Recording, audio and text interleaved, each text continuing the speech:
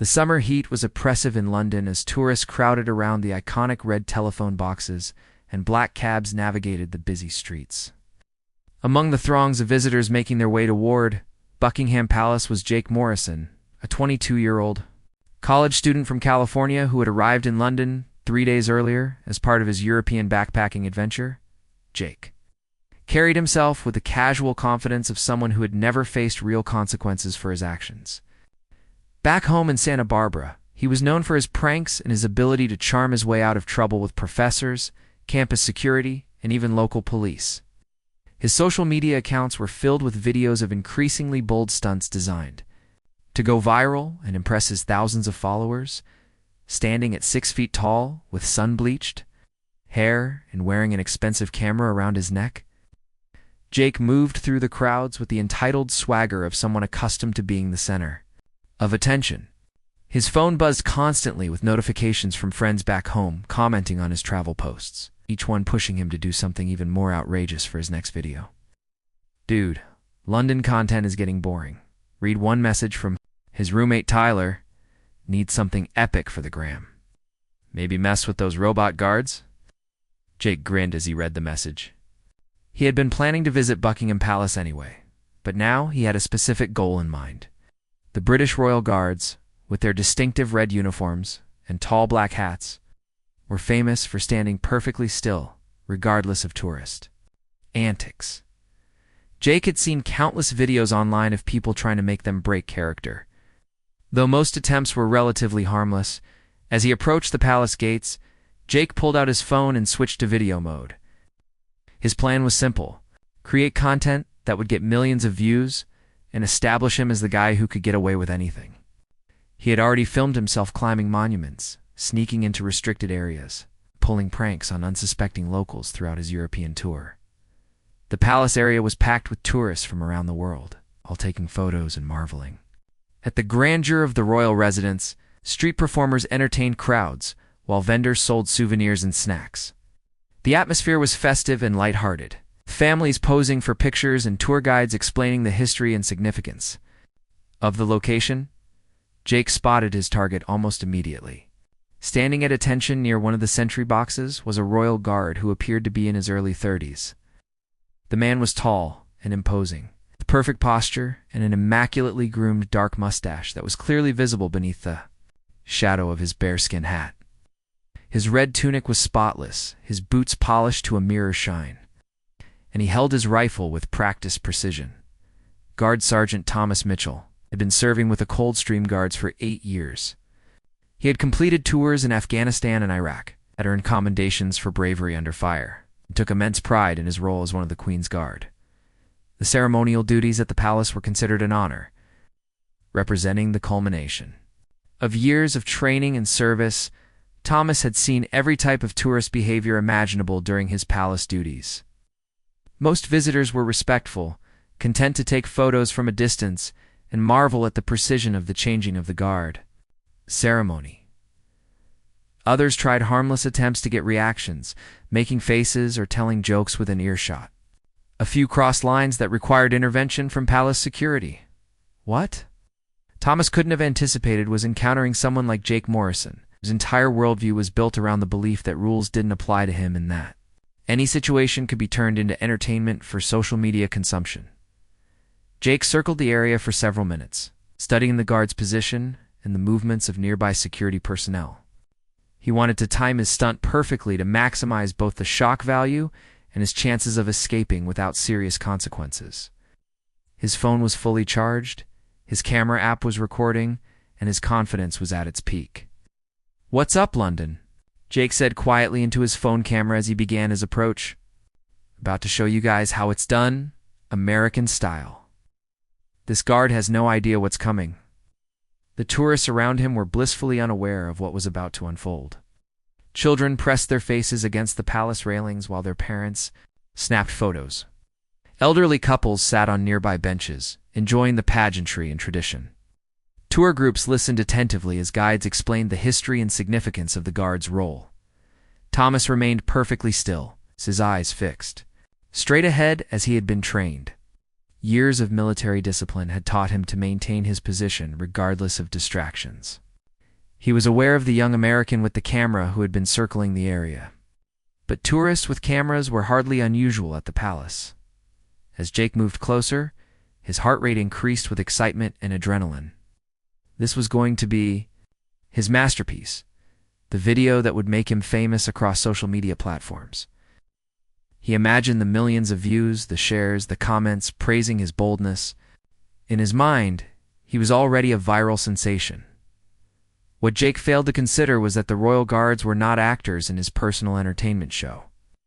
They were highly trained professional soldiers with years of combat experience sworn to protect the monarchy and uphold centuries of military tradition.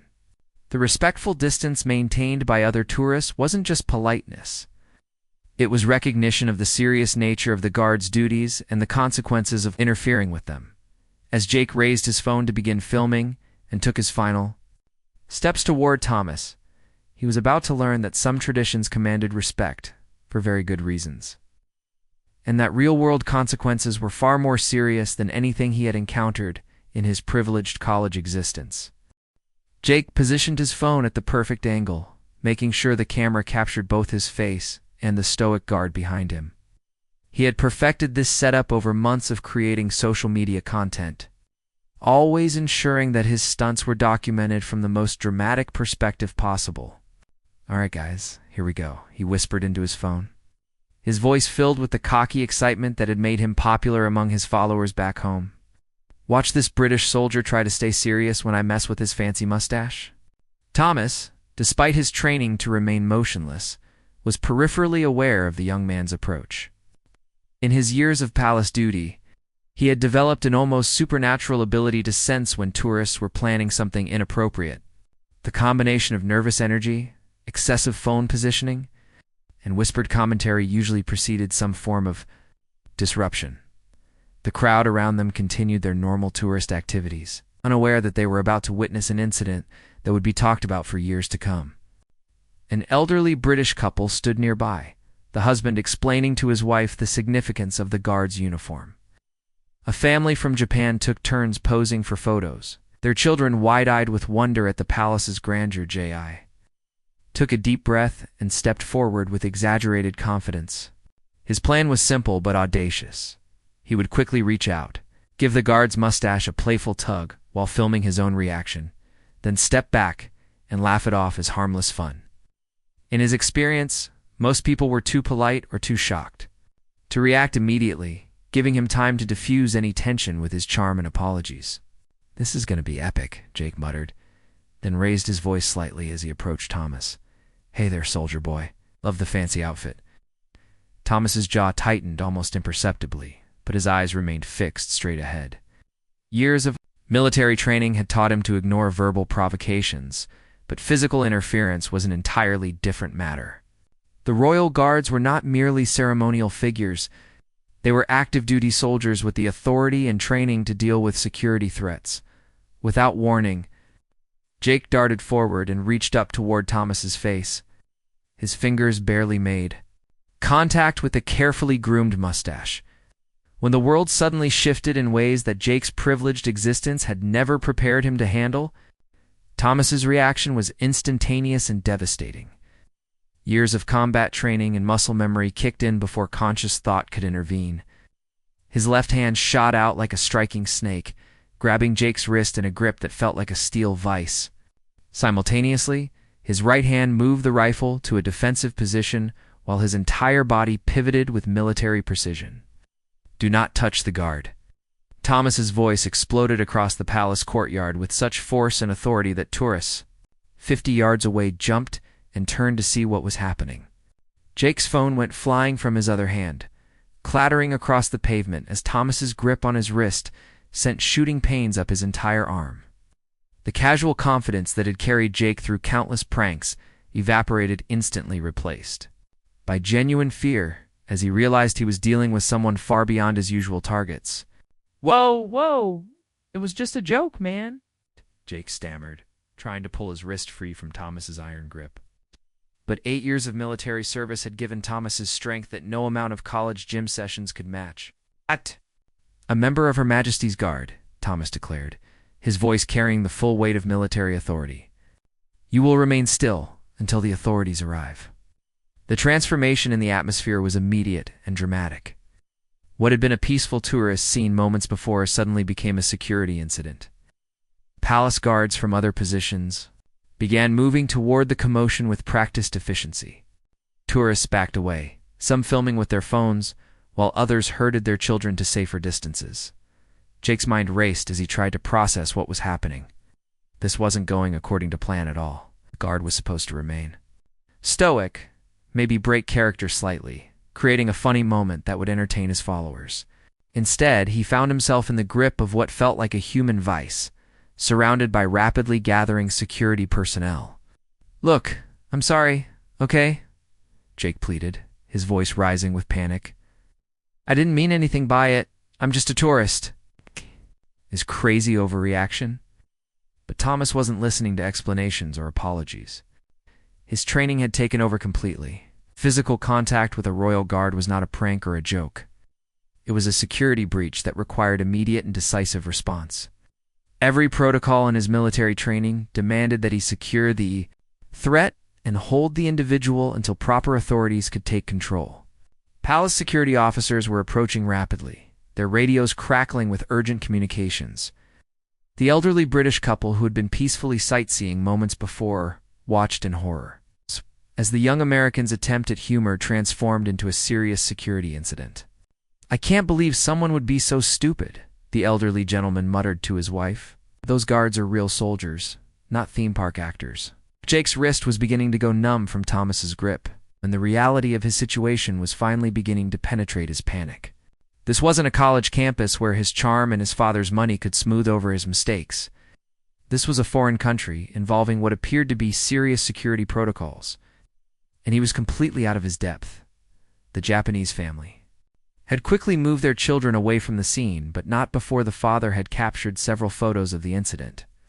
Within minutes, images of Jake's failed prank would be circulating on social media, not in the way he had intended.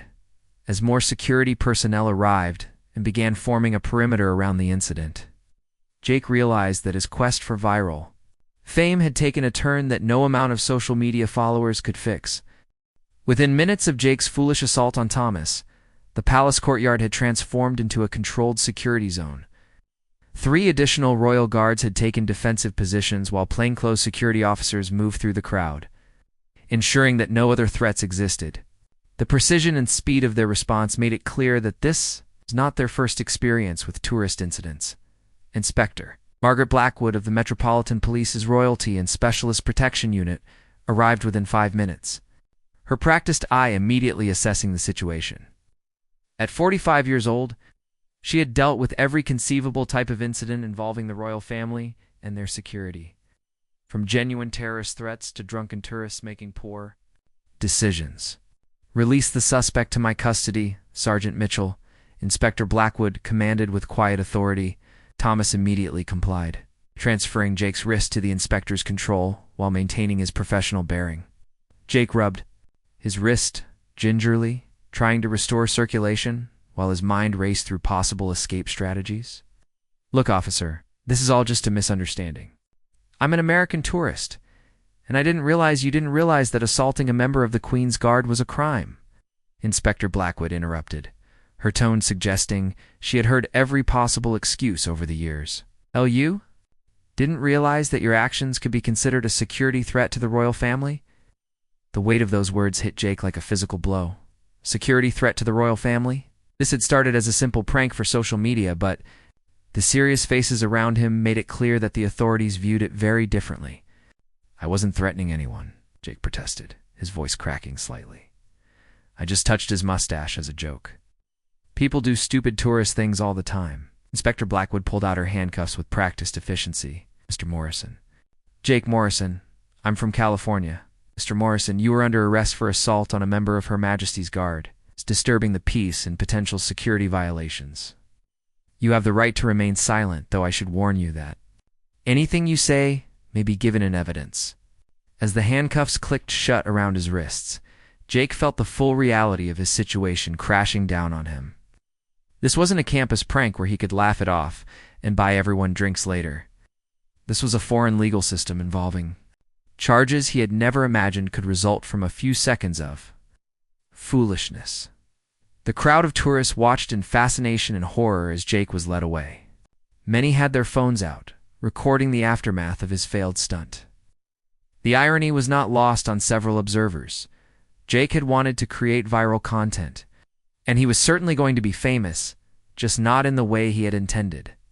Thomas, meanwhile, had returned to his position with the same professional composure he had maintained for years. To the casual observer, it might appear that nothing had happened, but his fellow guards could detect the slight tension in his shoulders that indicated the incident had affected him more than he showed. Sergeant Major Robert Hayes, Thomas's commanding officer, approached during the handover to police custody. "Everything by the book, Mitchell?" "Yes, sir. Suspect made physical contact with my person while I was on ceremonial duty. Secured him immediately and held for police response. Good work. These tourists think we're museum pieces instead of active duty soldiers. Perhaps this will send a message that our role here is serious business." As Jake was escorted toward a waiting police van, he caught sight of his phone lying shattered on the pavement where it had fallen during the struggle. The device that had been his constant companion and the tool for his social media empire was now a collection of broken glass and twisted metal, a fitting metaphor for how quickly his plans had collapsed. "Wait, my phone," Jake called out desperately. "I need my phone." Inspector Blackwood glanced at the broken device.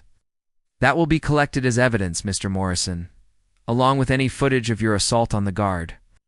The word assault sent another chill through Jake's body.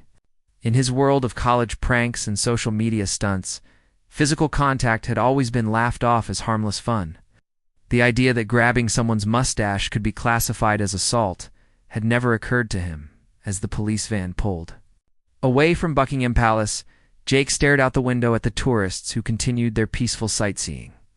An hour ago, he had been one of them, confidently planning his next viral moment. Now, he was heading to a London police station, facing charges he didn't fully understand in a legal system that was completely foreign to him. The reality of his situation began to sink in as the van navigated through London traffic. He was thousands of miles from home, without his phone, without his camera, and without any of the safety nets that had always protected him from the consequences of his actions. His parents didn't even know he was in London yet, let alone that he was now in police custody. Inspector Blackwood sat across from him in the van, reviewing paperwork with professional efficiency. "Mr. Morrison, you should understand that assault on a member of the Queen's Guard is taken very seriously here. You're looking at potential fines, imprisonment, and permanent banishment from all royal properties." Jake's confident facade finally cracked completely. Imprisonment? For touching someone's mustache? This is insane. The guard's mustache was attached to the guard. "Mr. Morrison, when you grabbed it without permission, you committed assault. The fact that he was on official duty protecting the royal family elevates the severity considerably." Van continued through London streets. Jake began to realize that his quest for viral fame had led him into a nightmare that no amount of social media followers could resolve. The lesson he was about to learn would be far more painful and lasting than any embarrassment he had ever experienced, and it was only just beginning. The Belgravia police station was an imposing Victorian building that seemed to embody the weight of British law and order. As Jake was processed through the system, each step drove home the seriousness of his situation. His fingerprints were taken. Photographs were captured from multiple angles, and his personal belongings were cataloged and stored. Detective Constable Emma Williams, a seasoned officer with 15 years of experience handling tourist-related incidents, was assigned to Jake's case. She had seen every type of visitor mishap imaginable, from petty theft to public intoxication. But assaults on royal guards were relatively rare and always taken seriously. "Right then, Mr. Morrison," D.C. Williams said as she settled into the interview, room across from Jake. "Let's go through exactly what happened at Buckingham Palace." Jake shifted uncomfortably in the metal chair, his wrists still sore from Thomas's grip and the handcuffs. "It was just a stupid joke. I barely touched him for like 2 seconds. How is that assault?" "In British law, assault occurs when you intentionally touch another person without their consent. particularly when that person is performing official duties, D.C. Williams explained patiently. The fact that Sergeant Mitchell was on guard duty protecting the royal residence makes this a more serious offense. The detective pulled out a tablet and showed Jake several videos that had already been uploaded to social media by tourists who had witnessed the incident. Jake watched in horror as he saw himself from multiple angles approaching Thomas, reaching for his mustache, and then being immediately subdued. These videos clearly show premeditation. Mr. Morrison, you can be seen circling the guard, positioning your camera, and speaking into your phone before making contact. This wasn't an accidental bump or momentary lapse of judgment. Jake stared at the screen, watching his confident swagger transform into panic as Thomas's training took over. The videos made his actions look even more foolish and deliberate than he had realized in the moment. "I need to call my parents," Jake said weakly. "I need to call someone back home. You'll have the opportunity to make a phone call shortly. But first, I need to understand why you thought this was appropriate behavior." Jake struggled to find words that would make his actions seem reasonable. In the sterile environment of the police interview room, surrounded by the serious faces of British law enforcement, his motivations seemed incredibly shallow and stupid. "I make videos for social media," he admitted reluctantly. "My friends were expecting me to do something entertaining. The guards are famous for not reacting to anything, so I thought you would assault a serving soldier for entertainment purposes." D.C. Williams's tone remained professional, but Jake could detect the disgust beneath her words. Meanwhile, news of the incident was spreading rapidly through both traditional and social media channels. The videos captured by tourists had been shared thousands of times within hours, accompanied by outraged comments from people around the world who were appalled by Jake's disrespectful behavior. Back in California, Jake's parents were enjoying a quiet evening when their phones began buzzing with notifications. Friends and neighbors had seen the videos circulating online and recognized their son as the young man being arrested outside Buckingham Palace. "Richard, you need to see this." Jake's mother, Sarah, called to her husband, her voice filled with panic as she stared at her phone screen. "Our son is all over the internet, and not in a good way." Richard Morrison, successful real estate developer who had spent years bailing Jake out of various college-related troubles, felt his stomach drop as he watched the videos of his son's arrest. This wasn't a campus prank or a fraternity mishap that money and lawyers could easily fix. This was an international incident involving foreign laws and royal security. "We need to call our attorney immediately," Richard said grimly. "And then we need to figure out how to get to London." At the police station, D.C. Williams continued her interview with Jake, building a comprehensive record of his motivations and actions. The more she learned about his history of social media stunts and his cavalier attitude toward authority, the more concerned she became about his character. "Have you ever been arrested before, Mr. Morrison?" "No, never. I mean, I've had some trouble at college, but nothing serious. Just party stuff, you know." "What kind of party stuff?" Jake fidgeted uncomfortably. "Trespassing on campus buildings after hours. Maybe some underage drinking citations. Minor stuff that got handled internally." D.C. Williams made notes on her pad. The pattern of escalating behavior and disregard for rules was becoming clear. Jake's privileged background had allowed him to avoid real consequences for his actions, leading him to believe that rules were merely suggestions that didn't apply to him. "Mr. Morrison, I need you to understand that this is not minor stuff that can be handled internally. You've committed a criminal offense in the United Kingdom against a member of our military while they were performing official duties. This will be prosecuted to the full extent of the law." The weight of those words settled over Jake like a heavy blanket. For the first time in his life, his actions had consequences that couldn't be laughed off, bought off, or charmed away. He was facing the British legal system as a foreign national, accused of assaulting a soldier who was protecting the royal family. "What happens now?" Jake asked, his voice barely above a whisper. "Now you wait in custody while we complete our investigation and prepare charges. You'll appear before a magistrate tomorrow morning, where the court will decide whether to grant bail and set conditions for your release." As Jake was led to a holding cell, the reality of spending the night in a British jail cell began to sink in. His quest for social media fame had led him to a small, cold room with a metal bench and a toilet.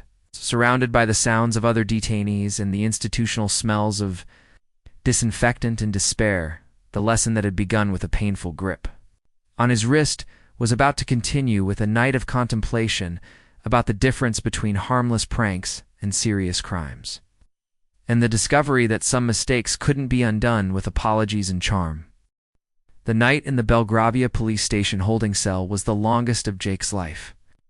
The metal bench was uncomfortable, the fluorescent lights never dimmed, and the reality of his situation kept him awake with waves of anxiety and regret. Every sound from other cells, every footstep in the corridor, reminded him that he was thousands of miles from home and completely out of his depth. At 3 a.m., Jake finally managed to make his allowed phone call. With shaking hands, he dialed his parents' number, dreading the conversation he was about to have. "Jake, thank God." His mother's voice was thick with worry and exhaustion. "We've been trying to reach you for hours. Whole internet is talking about what you did." "Mom, I'm in jail in London," Jake said, his voice cracking with emotion. "I need help. I need Dad to send lawyers or something. This is all crazy." Richard Morrison took the phone from his wife. "Son, I've been on the phone with international attorneys for the past 4 hours. Do you have any idea how serious this is? You assaulted a member of the British military while they were protecting the royal family. This isn't college pranks anymore. It was just his mustache, Dad. I barely touched him." "Jake, listen to me very carefully," Richard's voice carried a sternness that Jake had rarely heard. "You are facing criminal charges in a foreign country. The British legal system doesn't care about your social media followers or your college reputation. You need to understand that I can't just write a check and make this go away." The conversation continued for the allowed 15 minutes, with Jake's parents explaining that they were booking flights to London and had retained a British law firm, but that he would have to face the magistrate's court in the morning on his own. Dawn brought little relief to Jake's anxiety. He was given basic breakfast and allowed to wash his face before being transported to Isuze's Westminster Magistrates' Court. The building's imposing facade and centuries of legal tradition seemed to mock his casual and consequences. In the defendant's dock, Jake found himself facing Magistrate Eleanor Pemberton, a stern woman in her 60s who had presided over countless cases involving tourists who had overstepped boundaries in Britain. Her reputation for fairness was matched only by her intolerance for excuses and her respect for British institutions. "Mr. Morrison," Magistrate Pemberton began consulting her papers. "You are charged with common assault upon Sergeant Thomas Mitchell of Her Majesty's Coldstream Guards while he was performing ceremonial duties at Buckingham Palace. How do you plead?" Jake's court-appointed solicitor, a young man named David Chen, who had been briefed on the case only an hour earlier, whispered urgent advice about pleading not guilty to preserve options for negotiation. "Not guilty, Your Honor," Jake said, though. The words felt strange in his mouth as he remembered the clear video evidence of his actions. "Magistrate." Pemberton's expression suggested she had expected this response, but was not impressed by it. "Mr. Morrison, I have reviewed the evidence, including multiple video recordings of your actions.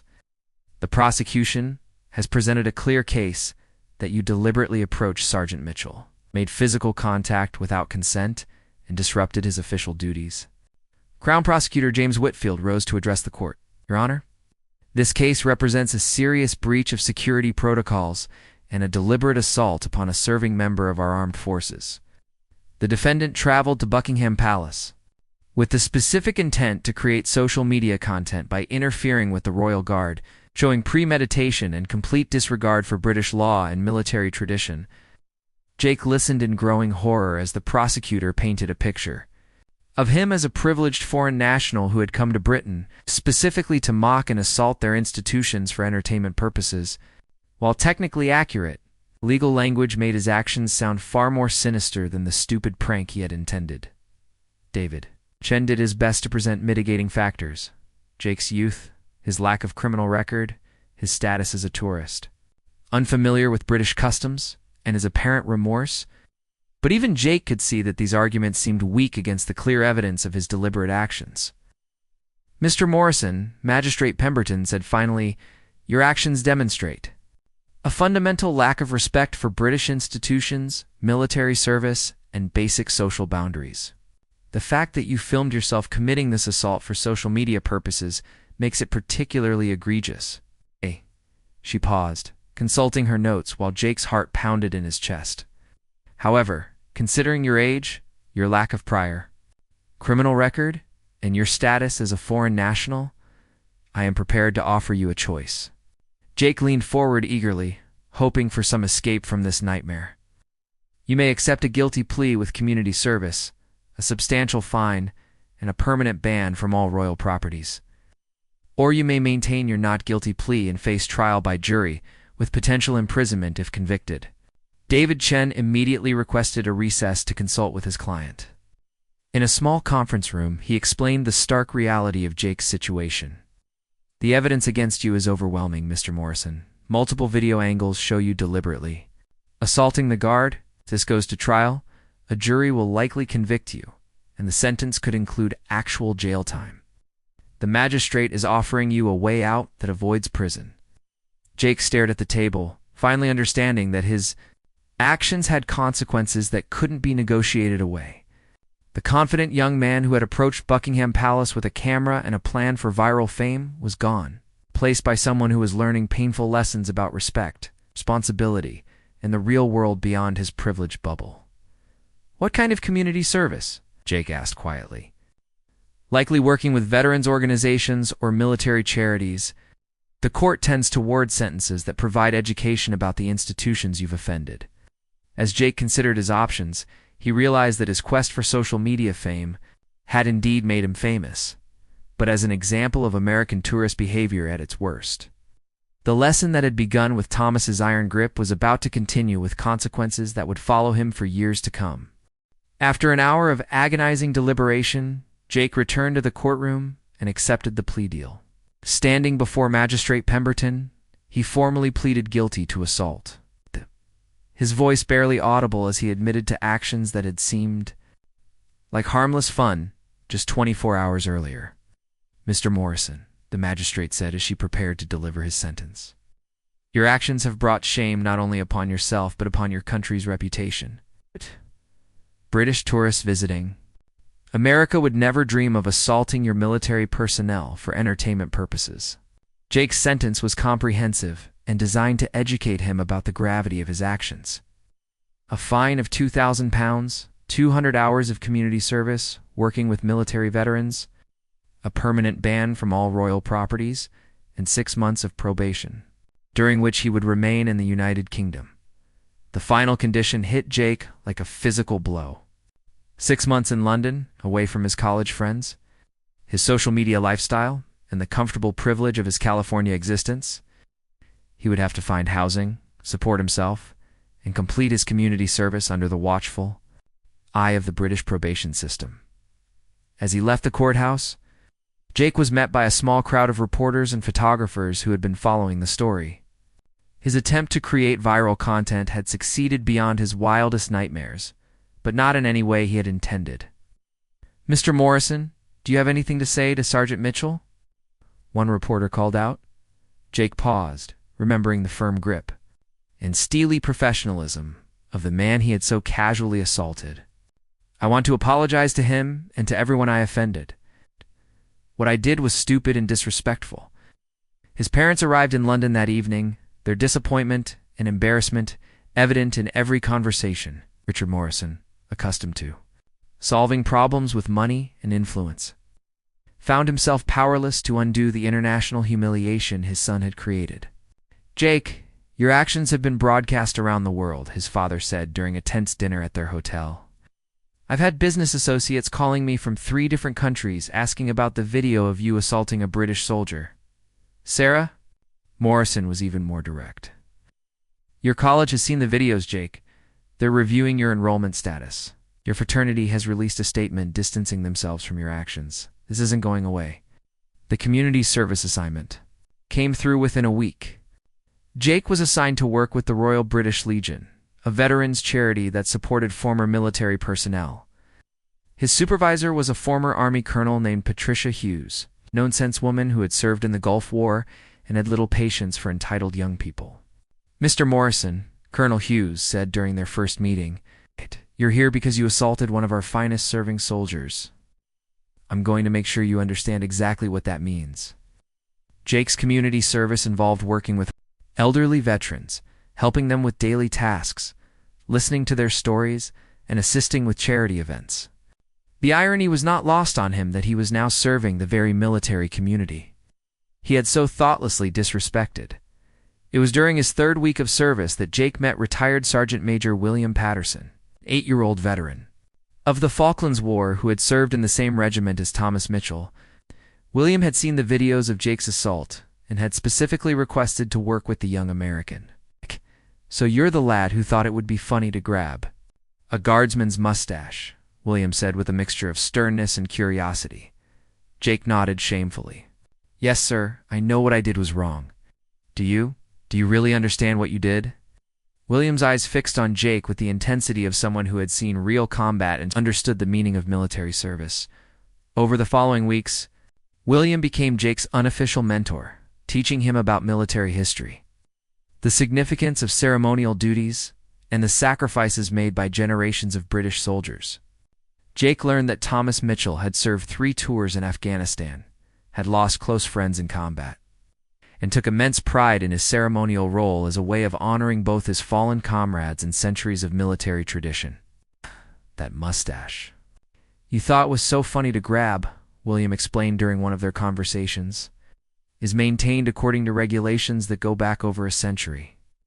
Every detail of his uniform, every aspect of his bearing, represents honor and sacrifice that you clearly never understood." As the months passed, Jake's perspective began to change dramatically.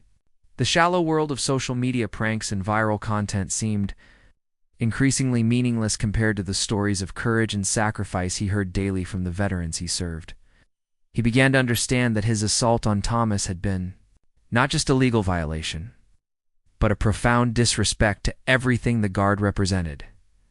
3 months into his community service, Jake received an unexpected opportunity. Colonel Hughes informed him that Thomas Mitchell had agreed to meet with him, not for an apology, but to help Jake understand the full impact of his actions.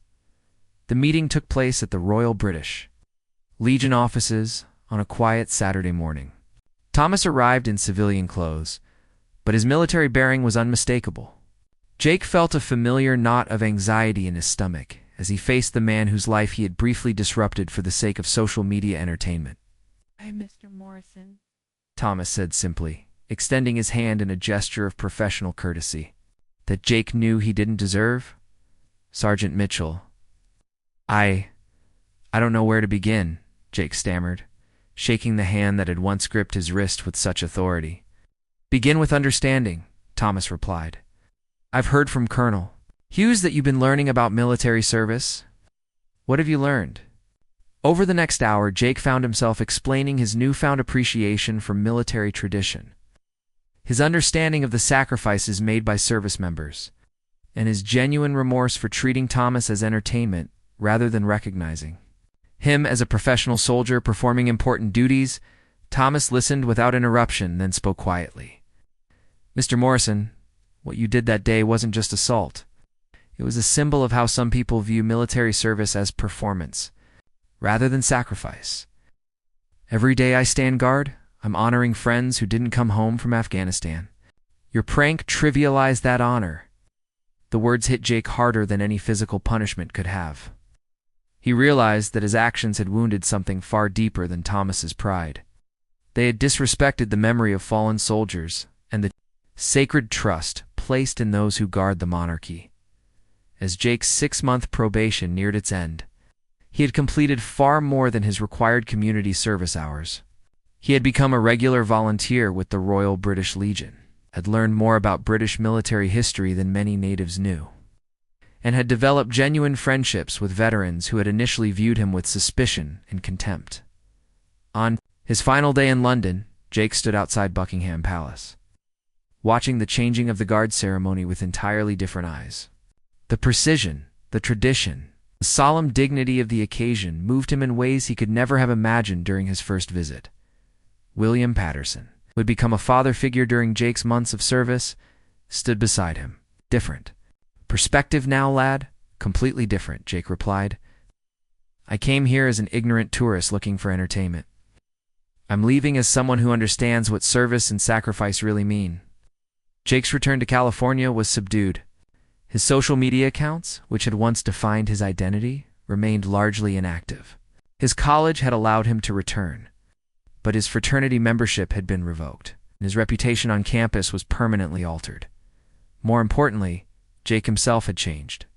He enrolled in military history courses, began volunteering with American veteran organizations, and eventually changed his major from business to social work, focusing on veteran support services. The viral fame he had once sought had indeed found him. But as in a cautionary tale rather than entertainment, videos of his assault and arrest were still circulated online. It's often accompanied by discussions about respect, privilege, and consequences. Years later, Jake would often reflect on that moment when Thomas Mitchell's iron grip had stopped his foolish prank in its tracks. The lesson had been instant and painful, but it had ultimately transformed a shallow, privileged young man into someone who understood the difference between fame and respect, between entertainment and honor. The mustache he had so casually tried. To Yank belonged to a hero, and Yank in it had taught Jake Morrison the hardest and most valuable lesson of his life, that some things in this world demand respect, and those who fail to show that respect will face consequences that no amount of charm or privilege can undo.